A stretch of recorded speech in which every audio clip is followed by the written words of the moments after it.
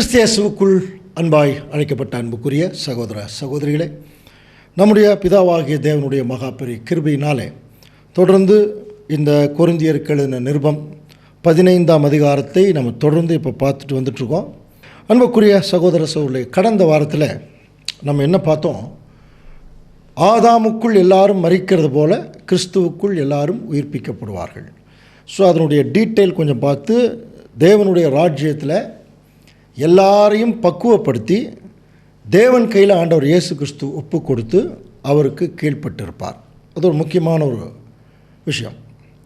அதுக்கு அடுத்தது இந்த உயிர்த்தெழுதல் எந்த ஆர்டரில் இருக்கும் அப்படிங்கிறத குறித்து நம்ம பார்க்கும்போது, நம்ம ஏற்கனவே தெரியும், அதாவது ஆதாமுக்குள்ளே எப்படி ஒரு மரணம் ஸ்டார்ட் ஆச்சோ அதே மாதிரி இயேசு கிறிஸ்துவுக்குள்ளிருந்து ஒரு உயிர்த்தெழுதல் அங்கே ஸ்டார்ட் ஆகுது. இதுதான் தேவனுடைய ஒரு பிளான்.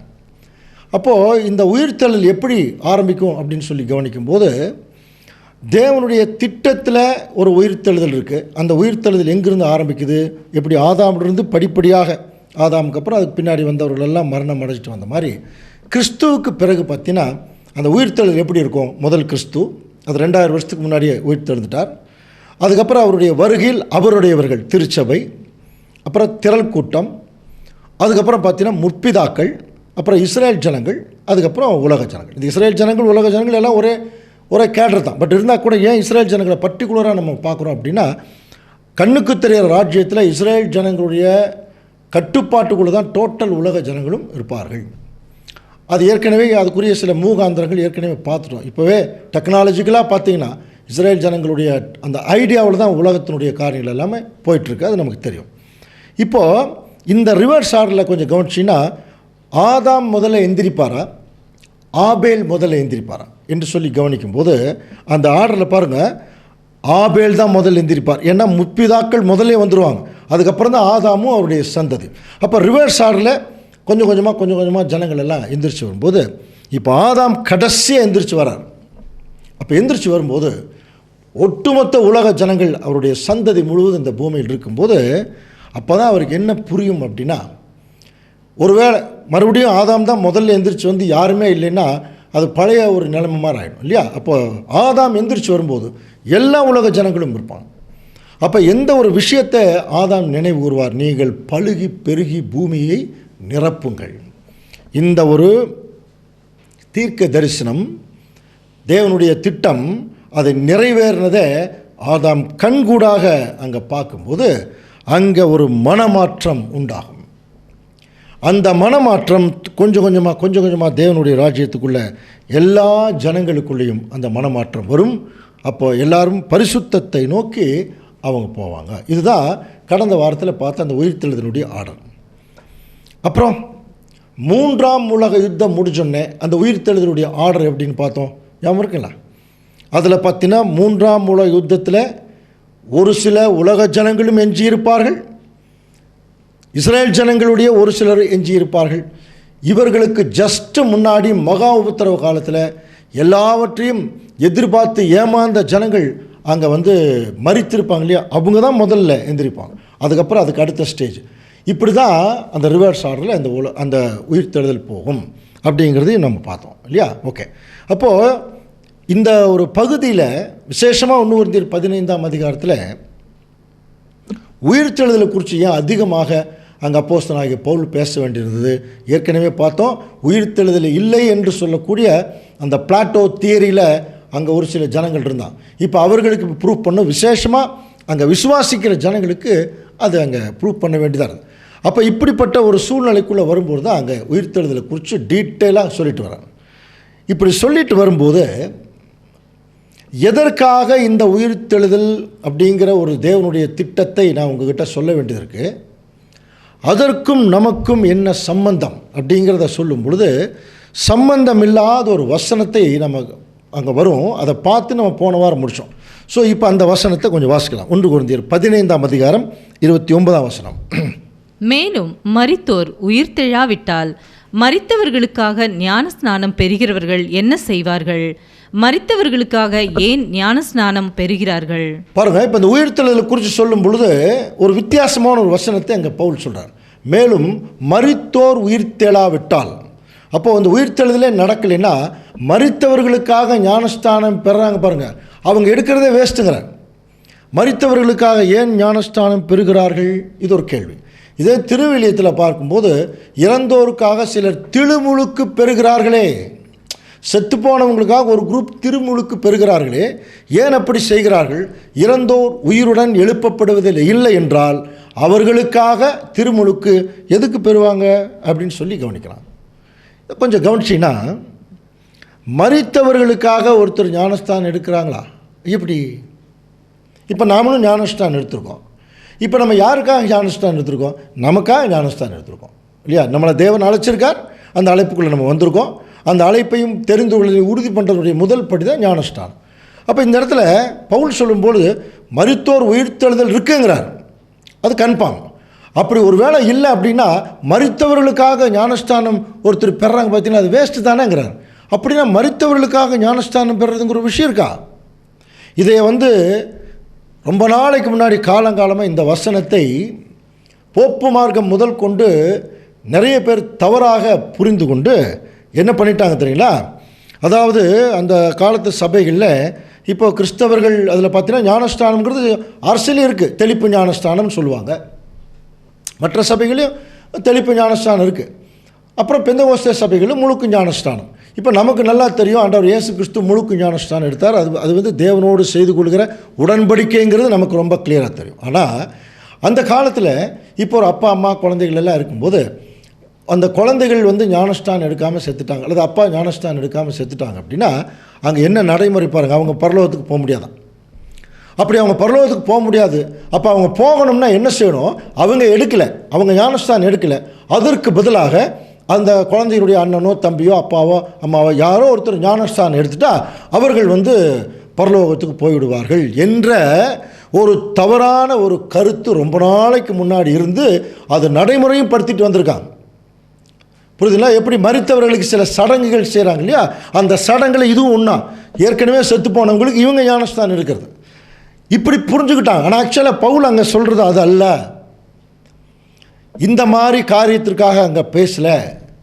பவுல் சொல்கிற விஷயம் ரொம்ப தெளிவானது, உயர்ந்த நோக்கம் உள்ளது. அன்புக்குரிய சகோதர சகோதரி, அப்படின்னா இங்கே ஞானஸ்தானம் எடுக்கிறாங்க பார்த்தீங்களா, அவர்கள் எல்லாருமே யாருக்காக ஞானஸ்தானம் எடுக்கிறாங்க அப்படின்னா மரித்தவர்களுக்காக அப்படின்னு வசனம் இருக்குது.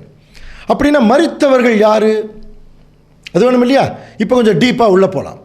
மரித்தோர் தங்கள் மரித்தோரை அடக்கம் பண்ணட்டும் ஆண்டவர் இயேசு கிறிஸ்து சொன்னார் இல்லையா? அப்படின்னா மரித்தோர் யாருன்னு இந்த உலக ஜனங்கள், இந்த உலக ஜனங்கள் மரித்தோர், இவங்களுக்காக தான் இப்போ ஞானஸ்தானம் எடுக்கிறாங்க பார்த்தீங்களா?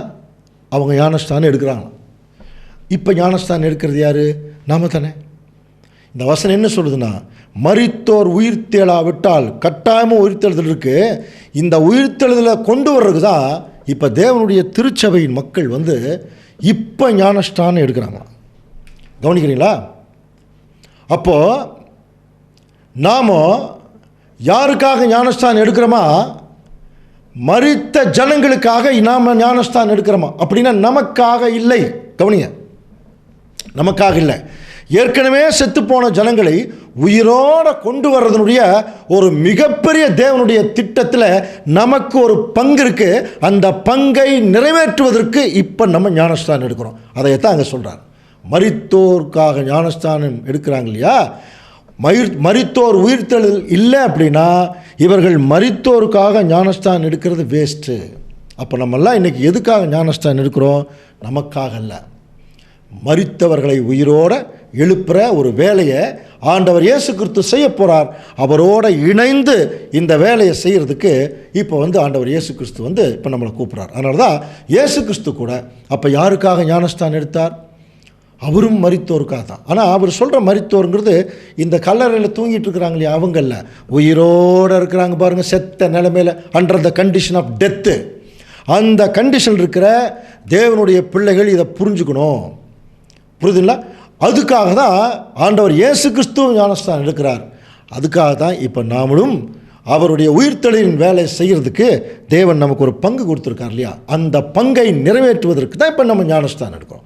அப்போது மரித்தோருக்காக தான் இப்போ நம்ம ஞானஸ்தானம் எடுக்கிறோம். யார் மரித்தோர்? உலக ஜனங்கள். என்ன செய்ய போகிறார்? உயிரோடு கொண்டு வர போகிறார். யார் கொண்டு வர போகிறார்? கிறிஸ்து கொண்டு வர போகிறார். கிறிஸ்து கொண்டு வரும்போது அவரோட சபையும் இணைந்திருக்கும். அவரோட சபையும் இணைந்திருக்கும். இது உலக ஜனங்களுக்கு இன்றைக்கி புரியாது. இப்போ இது யாருக்கு மட்டும் இப்போ புரிஞ்சால் போதுன்னா, கொரிந்து பட்டணத்து ஜனங்களுக்கு, அவங்களுக்கு புரிஞ்சால் மட்டும் இல்லை, இப்போ இதை தியானித்து கொண்டிருக்கிற நமக்கு இது புரியணும். அப்போ இது நமக்கு புரியணும்னா, பவுல் யாருக்காக உழைக்கிறார், யாருக்காக ஞானஸ்தானம் எடுத்தார் என்று சொல்லி கவனிக்கும்போது அவருக்காகவா? இப்போ அவரே அதை சொல்கிறார் பாருங்க, வாசிக்கலாம். கொலோசியர் 1:24. இப்பொழுது நான் உங்கள் நிமித்தம் அனுபவிக்கிற பாடுகளில் சந்தோஷம் அடைந்து கிறிஸ்துவினுடைய உபத்திரவங்களில் குறைவானதை அவருடைய சரீரமாகிய சபைக்காக என் மாம்சத்திலே நிறைவேற்றுகிறேன். இந்த வசனத்து கூட அன்புக்குரிய சகோதர சகோதரிகளை நம்ம கவனிக்கலாம். ஆண்டவர் பாருங்க, உங்கள் நிமித்தம் அனுபவிக்கிற பாடுகள். அப்போ அங்கே இருக்கக்கூடிய ஜனங்களுக்காகவே இங்கே பவுல் சில பாடுகள் அனுபவிக்கிறார். ஆனால் அந்த வசனம் எப்படி இருக்கு? சந்தோஷம் அடைகிறேன், ஆனால் நான் கிறிஸ்துவுடைய உபத்திரவங்கள் குறைவானதை அனுபவிக்கிறேன் அப்படிங்கிறார். அப்போது ஆண்டவர் இயேசு கிறிஸ்துவுக்கு குறைவான உபத்திரம் வந்துதா, பவுலுக்கு குறைவான உபத்திரம் வந்துதா என்று சொல்லி கவனிக்கும்போது, கிறிஸ்துவுக்கு தான் குறைவான உபத்திரம், பவுலுக்கு எக்கச்சக்கமான உபத்திரம். ஆனால் நம்ம கம்பேர் பண்ணும்போது கிறிஸ்துவுக்கும் இந்த உபத்திரத்துக்கு சம்மந்தமே இல்லை, பாவத்துக்கும் அவருக்கு சம்மந்தம் இல்லை. அப்படி கம்பேர் பண்ணும்போது பவுல் குறைவானது தான், நல்லா புரிஞ்சுக்கலாம். ஆனால் இந்த வசனத்துடைய அர்த்தம் அதல்ல. இயேசு கிறிஸ்து அனுபவித்த துன்பங்களிலே மிச்சமானதை அவருடைய சபைக்காக இப்போ நான் என்ன செய்கிறேன்? அனுபவிக்கிறேன். அதுதான் அவருடைய அர்த்தம். அவர் அனுபவிச்சுட்டு போயிட்டார், மிச்சம் கொஞ்சம் உபத்திரவங்களை வச்சுட்டு போயிருக்கார் சபைக்கு, சபையாகிய சரீரத்துக்கு. அந்த உபத்திரவத்தை சபையாகிய சரீரத்துக்காக இப்போ நான் அதை அனுபவிக்கிறேன். இன்னும் சொல்லப்போனால், நீங்கள் உயிர்த்தெழுதல் நல்லா வரணுங்கிறதுக்காக இப்போ நான் உங்களுக்காக நான் என்ன செய்கிறேன்? ஞானஸ்தானம் எடுத்து அந்த ஊழியத்தை செய்து இப்போ நான் அதை அனுபவிக்கிறேன். அப்படின்னா என்ன அர்த்தம்? இப்போது நாம் ஞானஸ்தானம் எடுப்பது நமக்காக அல்ல, மற்றவர்களுக்காக. காரணம் என்னென்னா, கண்ணுக்கு தெரிகிற ராஜ்யம் வரும்போது இயேசு கிறிஸ்து அவர் இந்த உலக ஜனங்களுக்கு the father of everlasting life இல்லைங்களா, நித்திய ஜீவனுக்கு தகப்பனாக இருப்பார். அப்போ அதே சமயத்தில் அவருடைய திருச்சபை ஒரு தாயை போல் இருப்பாங்க. இதில் விசேஷம் பாருங்கள், ஒரு தாயினுடைய ஒரு முக்கியத்துவம் என்ன? ஒரு குழந்தை பிறந்துருச்சு, அப்போ உலக ஜனங்களும் குழந்தைகளாக பிறப்பாங்க. அப்படி பிறக்கும்போது அப்போ பாருங்கள், அந்த தாயினுடைய முக்கியமான வேலை என்ன? தன்னுடைய தகப்பன் யாருன்னு சொல்லி கொடுக்குறது. தகப்பன் செய்யக்கூடிய காரியங்களை அந்த தாய் என்ன செய்யணும்? தன்னுடைய பிள்ளைகளுக்கு சொல்லி கொடுக்கறது.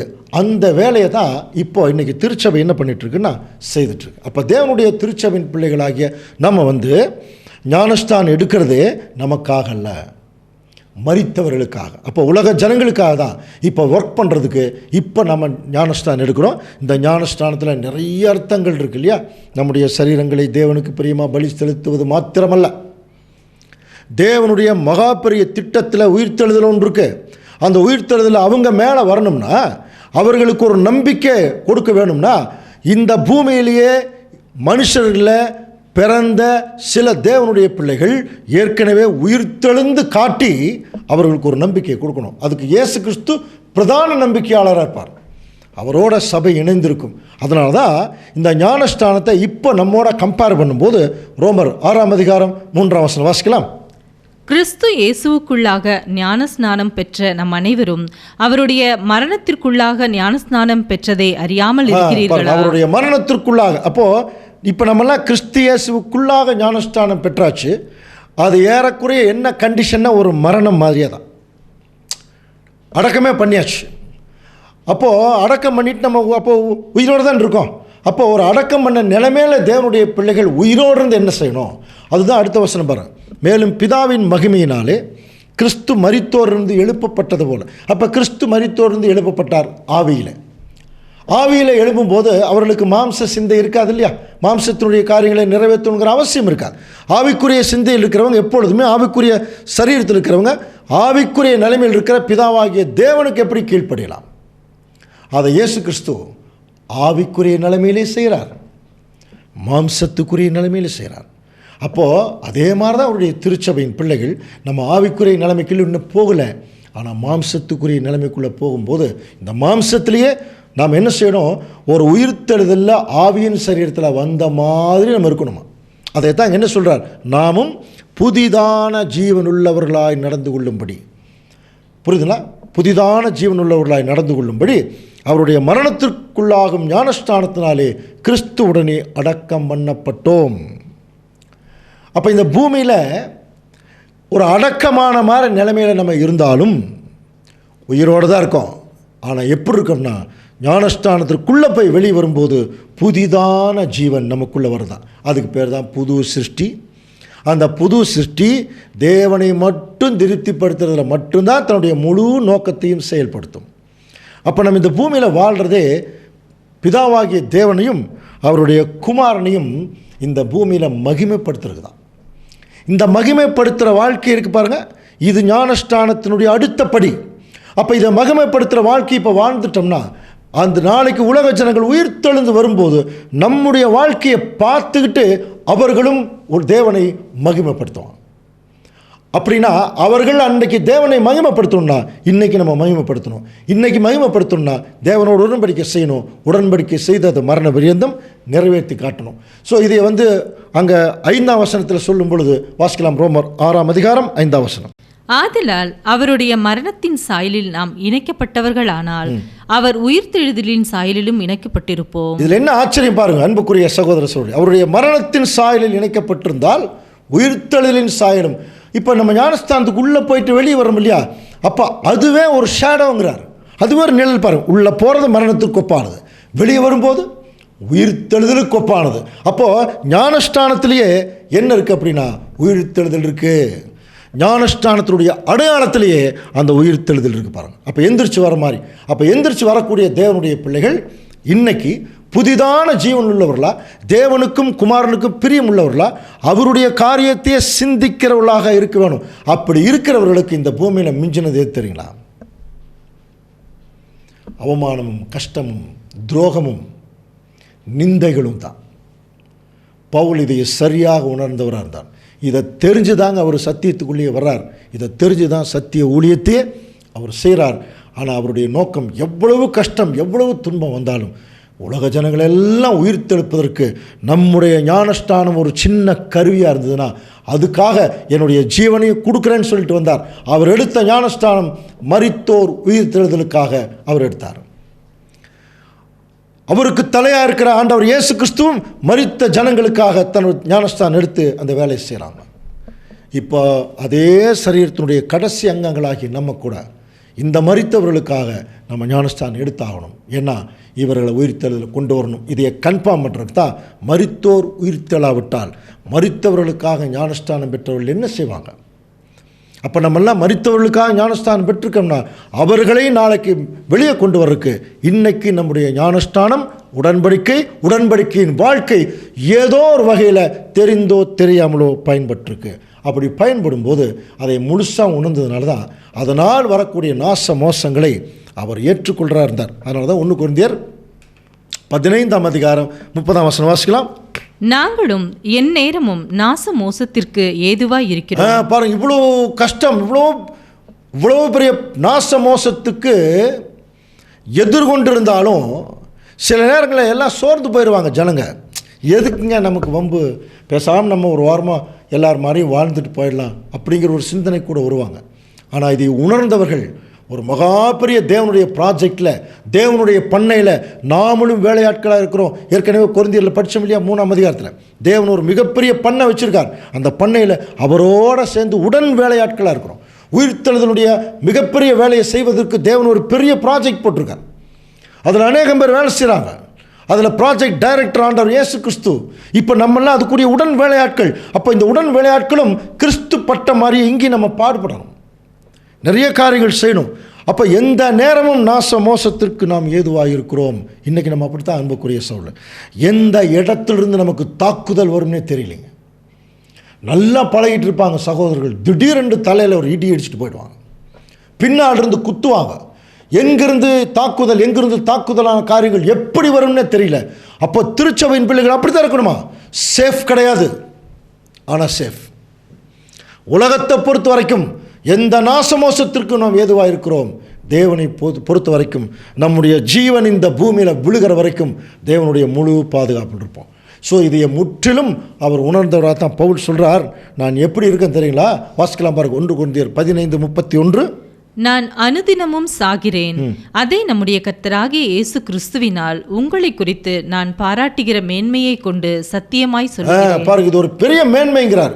திருவெழுத்தில் சொல்லும்போது நான் நாள்தோறும் சாவை எதிர்கொள்ளுகிறேன். அப்போது காலையில் எந்திரிச்சு ஒரு ஊழியத்துக்கு போகிறாருன்னா அங்கே ஒரு பெரிய கலகம், அங்கே ஒரு பெரிய சண்டை, அங்கே ஒரு பெரிய அவமானம் அவர் காத்துட்ருக்கு. நாமெல்லாம் என்ன பண்ணுவோம்? திருப்பி பேக்கில் போயிடுவோம். ஆனால் பவுல் அதை எதிர்கொள்ளுகிறவராக போகிறார். நான் அனுதினமும் சாகிறேன். அப்போது அந்த அனுதினமும் சாகிறேன் அப்படிங்கிற அந்த வாழ்க்கை இருக்கு இல்லையா, அது எங்கிருந்து ஆரம்பிக்குதுன்னா நம்முடைய ஞானஸ்நானத்தில் ஆரம்பிக்குது. முதல்ல அந்த சாவு பாருங்கள், அந்த சாவு எது வரைக்கும் கண்டினியூ ஆகுது பாருங்கள். ஞானஸ்நானத்துலேயும் சாவு, அதுக்கப்புறம் வாழ்நாள் ஃபுல்லாக அனுதினமும் சாகிறேன், அப்புறம் கடைசியில் ஆக்சுவல் டெத்து, அதுவும் சாவு தான். அப்போது இந்த பூமியில் நாம் மரணத்தை சுமந்து திரியறவளாக இருக்கிறனால தான் அவருடைய மரணத்தின் சாயல் நம்ம இணைக்கப்பட்டிருக்கோம். கன்ஃபார்மாக ஆண்டவர் இயேசு கிறிஸ்துடைய உயிர்த்தெழுதலின் சாயலிலும் நம்ம வந்துடுவோம். இதை உலக ஜனங்களுக்கு இன்றைக்கி புரியாது, இதை புரிய வைக்கவும் முடியாது. அப்போ இது யாருக்கு புரிஞ்சால் போதும்? இந்த வேலைக்காக யார் ஞானஸ்தானம் எடுக்கிறாங்களோ அவங்களுக்கு அது புரிஞ்சுதுன்னா, அது தெரிஞ்ச ஞானஸ்தானம் எடுக்கும்போது அநேகம் பேர் இது தெரியாமல் ஞானஸ்தானம் எடுத்ததுனால தான் பின்வாங்கி போயிட்டாங்க. நம்ம வந்ததே மற்றவருடைய வாழ்க்கைக்காக தான். நிறைய பேர் ஞானஸ்தானம் எடுத்துகிட்டு வந்ததுக்கப்புறம் அவங்களுக்காகவே வாழ்வாங்க. அவங்களுடைய ரெக்ரியேஷன், அவங்களுடைய வசதி வாய்ப்புகள், அவங்களுக்கு கிடைக்கிற பேர், அவங்களுக்கு கிடைக்கக்கூடிய ஃபெலோஷிப்பு, அப்படியே குரூப் சேர்றது, இப்படி தான் இருப்பாங்களுடைய. தனியாக நின்று அந்த அவமானங்களை எல்லாம் தாங்கி தேவனுக்காக ஊழியம் செய்கிறவங்க நிறைய பேர் இருக்கிறதுக்கான வாய்ப்பு இல்லை. அப்படி யார் இருக்கிறார்களோ அவர்களுக்காக தான் இந்த சப்ஜெக்ட். தேவனுடைய பிள்ளைகள், ஏன்னா பவுல் பட்ட கஷ்டங்கள் நமக்கு தெரியும் இல்லையா? அவர் சொல்கிறார் பாருங்க, ஒரு சின்ன உதாரணம். அவர் சொல்கிறார், எபேசுவில் அவருக்கு ஒரு பெரிய பிரச்சனை வந்தது. 1 கொரிந்தியர் 15:32 வாசிக்கலாம். நான் எபேசுவிலே துஷ்ட மிருகங்களுடனே போராடினேன் என்று மனுஷர் வழக்கமாய் சொல்லுகிறேன். அப்படி போராடுவதினாலே எனக்கு பிரயோஜனம் என்ன? மரித்தோர் உயிர் தெழாவிட்டால் புசிப்போம் குடிப்போம், நாளைக்கு சாவோம் என்று சொல்லலாமே. அன்புக்குரிய சகோதர சகோதரர்களே, இந்த வசனம் புரியுதுங்களா? நான் எபேசுவில் கொடிய விலங்குகளோடு எனக்கு பயங்கரமான சண்டை. கொடிய விலங்குகள்னால் யார் சொல்கிறார்? மனுஷர் சொல்கிறார். கொதறிடுவாங்களாம். நான் எவ்வளோ தூரம் கஷ்டப்பட்டு போய் அங்கே மாட்டி நான் எவ்வளோ கஷ்டப்பட்டேன் தெரியுமா? எதுக்கு? இந்த உயிர்த்தெழுதல் இருக்குதுங்கிறத நான் முழுசாக நம்பியிருக்கிறேன், அது வரும். அப்படி உயிர்த்தெழுதல் நடக்குங்கிறத இந்த ஜனங்களுக்கு எப்படியாவது சொல்கிறதுக்காக தான் இவ்வளோ தூரம் கஷ்டப்படுறேன். இல்லைன்னா நான் பாட்டுக்கு புசிப்போம் குடிப்போம்னா போயிடலாம் இல்லையா? பவுலுக்கு ஏற்கனவே வசதி உள்ளவர். பேசாமல் எங்கேயாவது போய் நல்லா புசித்து குடித்து வசதி வாய்ப்புகளோட வாழ்ந்துட்டு இருக்கலாம் இல்லையா? அதைத்தான் அவர் சொல்கிறார். நான் அப்படியெல்லாம் இருந்திருக்கலாம், ஆனால் நான் ஏன் இல்லை தெரியுமா? எனக்கு தேவன் வெளிப்படுத்திட்டார் ஒரு மிகப்பெரிய உயிர்த்தெழுதல். எவ்வளோ பெரிய ஒரு பிரம்மாண்டமான விஷயம். ஒட்டுமொத்த உலக ஜனங்களும் உயிர்த்தெழுந்து வரப்போகிறாங்கங்கிறத இப்போ போய் சொல்லும்போது, அது யார் செய்ய போகிறா? பிதாவாகிய தேவன் செய்ய போகிறார், குமாரன் மூலமாக செய்ய போகிறார். அந்த தேவனையும் குமாரனையும் பிரஸ்தாவப்படுவதற்கு நான் போகிறேன். அப்படி போகும்போது அங்கே ஒரு பெரிய பிரச்சனை ஒன்று வருது எபேசு பட்டணத்தில். இது நமக்கு எங்கே பார்க்கலாம் அப்படின்னா, அப்போஸ்தலர் 19ஆம் அதிகாரத்தில் 21ஆம் வசனத்தில் நீங்கள் குறித்து கொள்ளலாம். ஆனால் அதோடைய டீட்டெயில் மட்டும் சொல்கிறேன். பவுல் தன்னுடைய வேலையை மாசிடோனியா, அகாயா எல்லா நாடுகளாக சுற்றி திருந்து எருசலேமுக்கு போகும்படி அவர் ஃபீல் பண்ணுறார். அப்போது அங்கே போன பின்பு ரோமாபுரிக்கு போகிறது அவருடைய கடைசி பிளான். அதனால் அவர் என்ன செய்கிறார்? தனக்கு உதவி செஞ்ச 2 பேர், தீமோத்தேயும் எரஸ்து, இவங்க 2 பேர்த்தையும் கூட்டிட்டு அவங்கள மாசிடோனியாவுக்கு அனுப்பிச்சிட்டு இவர் கொஞ்ச நாள் அந்த ஆசியாவில் தங்குறார். அப்படி அவர் ஆசியாவில் தங்கும்போது ஒரு பெரிய இந்த மார்க்கத்தை குறித்து பாருங்கள், அப்போஸ்தலர் 19:23, அக்காலத்திலே இந்த மார்க்கத்தை குறித்து பெரிய கலகம் உண்டாயிற்று. ஒரு பெரிய கலகம் வந்துருச்சுன்னா, ஆசியாவிலேயும் ஒரு பெரிய கலகம். என்ன கலகம் அப்படின்னா, அங்கே திமத்ரியு அப்படின்னு சொல்லக்கூடிய ஒரு தட்டான்னா தெரியுமில்லையா, அந்த சிலைகள் எல்லாம் செய்கிறோம். அவன் அங்கே எபேசு தெரியுமில்லையா, எபேசுவில் தீனாள் டயானா என்கிற தேவதைக்கு ஒரு பெரிய கோயில் கட்டியிருக்காங்க. அவங்களுக்கு கடவுளே தீனாள் தான். இப்போ அந்த கோயில் மாற சின்னதாக கோயில்களை கட்டுறான். அதாவது சின்னதாக வெளியில் செஞ்சு இவன் என்ன செய்கிறான்? நல்லா அவனுக்கு வருமானம் வந்துட்டு இருந்திருக்கு. கவனிக்கிறீங்களா? நல்ல வருமானம். இவர்களையும் இப்படிப்பட்ட தொழில் செய்கிற மற்ற வேலையாட்களையும் அவன் இப்போ அவன் எல்லாத்தையும் நிறைய பேர் கூட்டிகிட்டு வந்து, மனுஷர்களே இந்த தொழிலினால் நமக்கு நல்ல பிழைப்பு உண்டாயிருக்கிறது என்று அறிவீர்கள். இப்படி இருக்க பாருங்கள், அப்போஸ்தலர் 19:20 அவன் என்ன சொல்கிறான், கைகளால் செய்யப்பட்ட தேவர்கள் அல்லவென்று இந்த பவுல் என்பவன் சொல்லி எபேசுவிலே மாத்திரமல்ல கொஞ்சம் குறைய ஆசியா எங்கும் ஜனங்களுக்குள்ளே போதித்து அவர்களை வசப்படுத்தி கொண்டான் என்று நீங்கள் கண்டும் கேட்டும் இருக்கிறீர்கள். எஃபெக்ட் பாருங்கள், அப்போஸ்தலனாகிய பவுலுடைய போதகம். தேவன் புரியுங்களா, கைகளால் செய்யக்கூடிய அந்த ஆலயங்களில் அவர் குடியிருக்கிறது இல்லை. இந்த வார்த்தை ஆசியாவெங்கும் போய் ஒரு மிகப்பெரிய கலக்கத்தை உண்டாகிடுச்சான். இந்த கலக்கம் யாருக்கு முதல் கலக்கம் வந்துருச்சுன்னா இந்த தட்டான் பாருங்க, இவனுக்கு பிழப்பு என்ன ஆயிடுச்சு, போயிடுச்சு.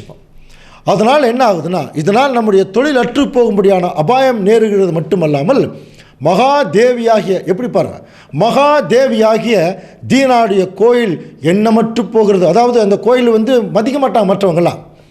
ஆசியா முழுமையும் பூச்சக்கரமும் சேவிக்கிற அவருடைய மகத்துவம் அழிந்து போகிறதற்கும் ஏதுவாக இருக்கிறது. அந்த வசனம் கவனிச்சிங்களா?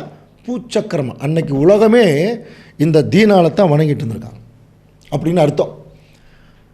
அந்த இடத்துல தனியாக ஒரு மனுஷன் போய் பவுல் நின்று கைகளால் செய்யப்படுகிற இந்த மாதிரி பில்டிங்குள்ள தேவன் குடியிருக்கிறது இல்லை அப்படின்னு சொல்லும்போது இவருடைய அந்த பிரசங்கம் ஆசியா முழுவதும் எஃபெக்ட் ஆகி ஒரு பெரிய கலகம் அங்கே வருது. அப்போஸ்தலர் 19:28 வாசிக்கலாம். அவர்கள் இதை கேட்டு கோபத்தால் நிறைந்து எபேசியருடைய தியானாலே பெரியவள் என்று சத்தமிட்டார்கள். பட்டணம் முழுவதும் கலகத்தினால் நிறைந்தது. பவுலுக்கு வழித்துணையாய் வந்த மக்கதோனியராகிய காயுவையும் அரிஸ்தர்க்கையும் அவர்கள் இழுத்து பாருங்கள், பவுல் கூட வந்தவங்க 2 பேர்த்த பிடிச்சி வச்சுக்கிட்டு பயங்கர கலகம் அங்கே உண்டாயிடுச்சு. இப்போ அவங்களை எப்படியா ரிலீஸ் பண்ணுறதுக்கு பவுல் நான் போகிறேங்கிறார் பாருங்கள். பவுல் கூட்டத்துக்குள்ளே போக மனதாக இருந்தபோது சீசர்கள் என்ன செய்யலாம், அவர் போகவே விடலை. அப்போது அந்த பெரிய கலகம் பயங்கரமாக டெவலப் ஆகிட்டுருக்கு. ஆசிய நாட்டு தலைவரில் அவனுக்கு சிநேகிதராக இருந்த சிலரும் அவனிடத்தில் ஆள் அனுப்பி அரங்க சாலைகள், அப்போ பவுலுக்கு சப்போர்ட் பண்ணுறவங்களுக்கு கொஞ்சம் பேர் இருந்திருக்கான். தயவுசெய்து உள்ளே போகாதீங்க, ஏன்னா கூட்டத்தில் அமளி உண்டாக்கி சிலர் இப்படியும் சிலர் அப்படியும் பேசினார்கள். தாங்கள் கூடி வந்த காரணம் என்னென்னே தெரியல. நிறைய பேருக்கு எதுக்கு கூடணும்னே தெரியல. இப்போ கூட அப்படித்தானே, ஒரு பெரிய கூட்டம் கூட்டினா திடீர்னு எதுக்கு கூட்டணும்னு தெரியாமல் அடிச்சுக்குவாங்க. அந்த மாதிரி தெரியாது இருக்கும்போது இப்போது அங்கே ஒரு இந்த கூட்டத்தை எப்படி அமர்த்துறான்னு, அப்பொழுது யூதர்கள் அலெக்சாண்டர் என்பவனை முன்னிற்க தள்ளுகையில் கூட்டத்தில் சிலர் அவனை முன்னே இழுத்து விட்டார்கள். அலெக்சாண்டர் கையமர்த்தி ஜனங்களுக்கு உத்தரவு சொல்ல மனதாக இருந்தான். அது எப்படி முடிஞ்சதுன்னா, உங்களுக்கு அவங்கெல்லாம் யாரும் ஒன்றும் ப்ராப்ளம் பண்ணுறதுக்கெல்லாம் வரல. ஒரு வேளை நீங்கள் அவங்க மேலே ஏதாவது பிராது கொடுக்குறாங்க, அதுக்குன்னு கோர்ட் இருக்குது, டிவிஷன் பெஞ்ச் இருக்குது. அந்த கோர்ட்டில் நீங்கள் போய் சொன்னீங்கன்னா அவங்க சரி பண்ணிடுவாங்கன்னு சொல்லி அந்த கலகம் அப்படி முடிஞ்சுது. இது ஏதோ அப்போது பவுலுக்கு எந்த பிரச்சனையும் அங்கே வரலையா என்று சொல்லி அங்கே நம்ம பார்க்கும்போது இந்த இடத்துல பவுல் ஏதோ கொஞ்சம் தப்பிச்ச மாதிரி இருக்கு இல்லையா. ஆனால் பவுல் எந்த அளவுக்கு அதில் மாட்டிகிட்டு இருந்தாருங்கிறத 2 கொரிந்தியரில் அவர் எழுதுறார். 2 கொரிந்தியர் 1:8 ஆகையால் சகோதரரே, ஆசியாவில் எங்களுக்கு நேரிட்ட உபத்திரவத்தை நீங்கள் அறியாதிருக்க எங்களுக்கு மனதில்லை. பாருங்க, தெரிஞ்சுங்க, எங்களுக்கு எவ்வளவு பெரிய உபத்திரவம் வந்துச்சு தெரியுமா? என்னவெனில் பிழைப்போம் என்கின்ற நம்பிக்கை அற்றுப்போகத்தக்கதாக எங்கள் பலத்திற்கு மிஞ்சின அதிக பாரமான வருத்தம் எங்களுக்கு உண்டாயிற்று. பாருங்க, இந்த இடத்துல தான் ஆசியாவுடைய கலகத்தினுடைய இம்பாக்ட் சொல்றார். நாங்கள் உண்மையிலுமே நாங்கள் பிழைப்போங்கிற நம்பிக்கையே இல்லை அப்படின்னா, அதனால தான் சொன்னார் ஆசியாவிலே துஷ்ட மிருகங்களோட போராடணும். ஏன்னா ஜனங்கள் எல்லாம் அவ்வளோ துஷ்ட மிருகங்களுக்கு அடித்து கொன்னுருவாங்க. அந்த மாதிரி இருக்கிற ஜனங்கள் மத்தியில் எந்த அளவுக்கு அவர் ரொம்ப மோசமான. இப்போது இப்படியெல்லாம் போகும்போது ஒரு சிலருக்கு என்ன வந்துடுனா, எதுக்கு பிரதர் நமக்கு இந்த பிரச்சனை, பேசாமல் நம்ம பாட்டுக்கு நம்ம ஊழியத்தை செஞ்சுட்டு போயிடலாமே, அந்த பக்கம் எங்காவது பிரச்சனை இல்லாத இடத்துல போய் அமைதியாக செஞ்சுட்டு போயிடலாமே, இப்படி கூட நினைப்பான். ஆனால் பவுல் அதை பின்வாங்கலை. போய் அந்த தன்னுடைய கூட அவங்கள ரிலீஸ் பண்ணுறதுக்கு போகிறேங்கிற போது அப்படின்னா எந்த அளவுக்கு பவுலுக்கு அந்த ஜனங்கள் அந்த கூட அவங்க மேலே அன்பு, அப்புறம் தேவன் மேலே ஒரு நம்பிக்கை. ஆனால் என்ன சொல்கிறார், பிழைப்போங்கிற நம்பிக்கை இல்லை. பட் அதே சமயத்தில் நாங்கள் எங்கள் மேல் நம்பிக்கை ஏறாமல் பாருங்கள், மரித்தோரை எழுப்புகிற தேவன் மேல் நம்பிக்கையாக இருந்தத்தக்கதாக அப்போ கூட உயிர்த்தெழுதலை குறித்து பேசுகிறார். மரணம் வரும் என்று நாங்கள் எங்களுக்குள்ளே நிச்சயித்திருந்தோம். அப்படிப்பட்ட மரணத்தினின்றும் அவர் எங்களை தப்புவித்தார், இப்பொழுதும் தப்புவிக்கிறார், இனியும் தப்புவிப்பார் என்று அவரை நம்பி இருக்கிறோம். இது 2 கொரிந்தியர். ஆனால் இப்போ என்ன சொல்லிட்டாருன்னா, ஆசியாவில் நான் துஷ்ட மிருகங்களோட ஏன் இவ்வளோ கஷ்டப்படணும் தெரியுமா? ஏன் இவ்வளோ தூரம் நான் சொல்லணும்? இப்படிப்பட்ட ஒரு மகா பெரிய உயிர்த்தெழுதலை உலக ஜனங்களுக்கு தேவன் கொடுக்க போகிறார். அந்த தேவன் இந்த மாதிரி இடங்களில் குடியிருக்கிறது இல்லைன்னு சொன்ன காரணத்தினாலேயே என்னை அந்த அளவுக்கு ஆசியாவில் ரொம்ப துன்பப்படுத்துறதுக்கு ரெடியாக இருந்தாங்க. இப்போ நான் நினச்சா போய் புசிப்போம் குடிப்போம் போய் இருந்திருக்கலாம். ஆனால் தேவன் என்ன வெளிப்படுத்திட்டார்னா, ஒரு மகா பெரிய உயிர்த்தெழுதல் இந்த உலக ஜனங்களுக்கு கிடைக்க போகுது. அதற்கு நீ போய் இப்போ சொல்லு. அதனால தான் இவ்வளோ கஷ்டப்படுறேன் பாருங்க. அப்போது பவுலுக்கு தெரிஞ்சிருச்சு அவர் எதுக்கு ஞானஸ்தானம் எடுத்தார்னு. அந்த ஜனங்கள் எல்லாம் மரித்த நிலைமையில் இருக்கிறாங்க. இவர்கள் உயிர்த்தெழுந்து வரணும்னா அங்கே இருக்கக்கூடிய யாரோ ஒரு சிலருக்கு அந்த உணர்வு வரணும். அந்த உணர்வுக்குள்ளே வந்து இவங்க ரெடியானா தான் உலக ஜனங்கள் உயிர்த்தெழுந்து வருவாங்க. அந்த ப்ராஜெக்டில் பவுலுக்கு இங்கே ஒரு பங்கு இருக்குது அன்புக்குரிய சகோதரர். அதனால் நான் புசிப்போம் குடிப்போம் நான் இருக்க முடியாது. ஏன்னா உயிர்த்தெழுதல் நடக்கிறதுக்கு ஒரு பெரிய வேலையில் தேவன் எனக்கு ஒரு பங்கு வச்சுருக்கார். ஆனால் இதே இஸ்ரேல் ஜனங்கள் எப்படி தெரிஞ்சா இருந்தாங்க? இவ்வளவு நன்மை பெற்ற இஸ்ரேல் ஜனங்கள் அவங்க எப்படி இருந்தாங்க? வாசிக்கலாம் பாருங்கள். ஏசாயா 22ஆம் அதிகாரம் 12ஆம் வசனம். சேனைகளின் கர்த்தராகிய ஆண்டவர் அக்காலத்திலே அழவும் புலம்பவும் மொட்டையிடவும் ரெட்டுடுத்தவும் கட்டளையிட்டார். 13ஆம் வசனம் பாருங்கள். நீங்களோ சந்தோஷித்து கழித்து ஆடு மாடுகளை அடித்து இறைச்சியை சாப்பிட்டு திராட்சரசத்தை குடித்து புசிப்போம் குடிப்போம் நாளைக்கு சாவோம் என்று சொல்வீர்கள். தேவன் இவங்களுக்கு என்ன சொன்னார்? அளவும் புலம்பவும் மொட்டையிடவும் ரட்டுடுத்தவும் கட்டளையிட்டார். இவங்க என்ன பண்ணுறாங்க? திராட்சரசத்தை புசிப்போம் குடிப்போம் நாளைக்கு சாவோம்னு சொல்லிட்டு இருக்காங்க. புரியுதுங்களா? அதே இஸ்ரேல் ஜனங்களுடைய ஒரு கோத்திரத்திலிருந்து வெளியே வந்தவர் தான் பவுல். பென்யமீன் கோத்திரம் படிக்கிறோம் இல்லையா? இப்போ அவர் என்ன சொல்கிறார்? புசிப்போம் குடிப்போம்னு என்னால் இருக்க முடியாது. இன்றைக்கி நமக்கு கூட அப்படித்தான் அன்புக்குரிய சகோதர சொல்லி, இன்றைக்கி உண்மையாக தேவனிடத்தில் ஒப்பு கொடுத்த ஞானஸ்தானம் எடுத்த ஒவ்வொரு சகோதரனும் சகோதரியும் என்ன பண்ணும்? நாம் எடுத்த ஞானஸ்தானம் நமக்காக இல்லை, உலக ஜனங்களுக்காக, அவர்கள் உயிர்த்தெழுந்து வருவதற்காக ஏதோ ஒரு சின்ன வேலை தேவன் நமக்கு கொடுத்துருக்கார். அந்த வேலையை நம்ம நிறைவேற்றணும். அதற்காக தான் இதை நம்ம செய்துட்ருக்குறோம். இப்போ நாமளும் புசிப்போம் குடிப்போம்னு போயிட முடியாது. போயிட்டோம்னா போய்க்க வேண்டியதான். இஸ்ரேல் ஜனங்களுக்கு அந்த அழைப்பு போச்சு இல்லையா? அந்த அழைப்பு நம்மளை விட்டு போயிடும். அப்போது இப்படி ஒரு வேளை போயிட்டோம்னா நம்ம எப்படி தான் இந்த பூமியில் இருக்க வேண்டியது இருக்கும்? இந்த உலகத்தோட ஒட்டி போயிடுவோம். மிக மோசமான ஃப்ரெண்ட்ஷிப்புக்குள்ளே போயிடுவோம். மிக மோசமான சூழ்நிலைக்குள்ளே போயிடுவோம். அதனால தான் பவுல் எச்சரிப்பு கொடுத்துட்டு என்ன சொல்கிறார் பாருங்க. வாசிக்கலாம். 1 கொரிந்தியர் 15:33. மோசம் போகாதிருங்கள், ஆகாத சம்பாஷணைகள் நல்லொழுக்கங்களை கெடுக்கும். அப்போ இவ்வளவு தூரம் ஒரு மேன்மையான உயிர்த்தெழுதலை பற்றி பேசிகிட்டு இருக்கேன். கொரிந்தி பட்டணத்து ஜனங்களை சொல்கிறார், இதை முதல்ல அண்டர்ஸ்டாண்ட் பண்ணுறதை விட்டுட்டு மற்றதில் போயிடாதீங்க, மோசம் போயிடாதீங்க. ஆகாத சம்பாஷணைகள் நல்லொழுக்கங்களை கெடுக்கும். இதனுடைய டிரான்ஸ்லேஷன் இன்னும் கொஞ்சம் டீப்பாக போனோம்னா, நீங்கள் ஏமாந்து போக வேண்டாம். திருவள்ளுவத்தில் சொல்கிறார், தீய நட்பு நல்லொழுக்கத்தை கெடுக்கும். Evil communication. இன்றைக்கும் சபையில் நிறைய பேருக்கு ஈவில் கம்யூனிகேஷன் நிறைய இருக்குது. தீய நோக்கம், தீய ஜனங்களோட பழக்கம். புரிதுங்களா? அப்போது இந்த நட்பு இது இப்படி போயிடுச்சுன்னா நாம் எடுத்த ஞானஸ்தானம் மறந்துடும், நம்ம எதுக்காக வந்திருக்கோங்கிறதையும் மறந்துடும், உயிர்த்தெழுதலுடைய மேன்மையும் நம்ம உணர மாட்டோம். உயிர்த்தெழுதலுடைய மேன்மை உணராது இருக்கும்போது இந்த பூமியில் நம்ம உலக ஜனங்களைப் போல தெரிய ஆரம்பிச்சிருவோம். சபையின் மக்களாக இருந்தாலும் உலகப்பிரகாரமான போயிடுவோமா? அதனால தான் உலகப்பிரகாரமாக போகிறவங்க, இந்த மாதிரி போகிறவங்க எப்படி இருப்பாங்கன்னு சொல்லி தீத்துவுக்கு பவுல் எழுதுகிறார் பாருங்கள். தீத்து 1ஆம் அதிகாரம் 10ஆம் வசனம். அநேகர் விசேஷமாய் விருத்த சேதனம் உள்ளவர்கள், அடங்காதவர்களும் வீண் பேச்சுக்காரரும் மனதை மயக்குகிறவர்களுமாய் இருக்கிறார்கள். இந்த இடத்துல விசேஷமாக விருத்த சேதனம் உள்ளவர்கள்னா புரியுது இல்லையா? ஞானஸ்தானம் பெற்றவர்கள் என்ன நோக்கம்னு தெரியாமல் அடங்காமல் இருப்பாங்க, வீண் பேச்சுக்காரராக இருப்பாங்க, மனசை மயக்கிறவங்களாக இருப்பாங்க. அவருடைய வாயை அடக்கணும். அவர்கள் இழிவான ஆதாயத்துக்காக தகாதவைகளை உபதேசித்து முழு குடும்பங்களையும் கவிழ்த்துருவாங்க. இப்படியும் குரூப்பில் சபையில் இருப்பாங்க பாருங்கள்.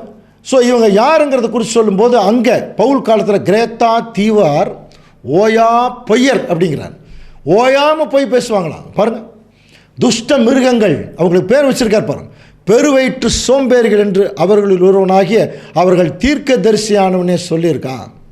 இந்த சாட்சி உண்மையாக இருக்குது. இது மூகாந்திரமாக அவர்கள் யூதருடைய கட்டுக்கதைகளுக்கும் சத்தியத்தை விட்டு விலகிற மனுஷருக்கும் கற்பனைகளுக்கும் செவி கொடாமல் விசுவாசத்தினாலே ஆரோக்கியமுள்ளவர்களாகும்படி நீ அவர்களை என்ன பண்ணு, கடிந்து கொள். கவனிக்கிறீங்களா? கடிந்து கொள்ளு.